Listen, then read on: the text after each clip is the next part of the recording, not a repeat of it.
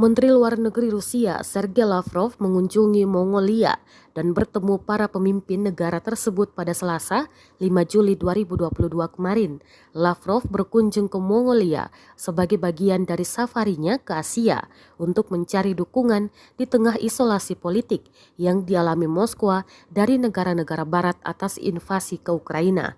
Lavrov bertemu dengan Menteri Luar Negeri Mongolia, Batsetsek Batmung, dan melakukan kunjungan kehormatan kepada Presiden Mongolia, Ukhnagin Khurelskuk.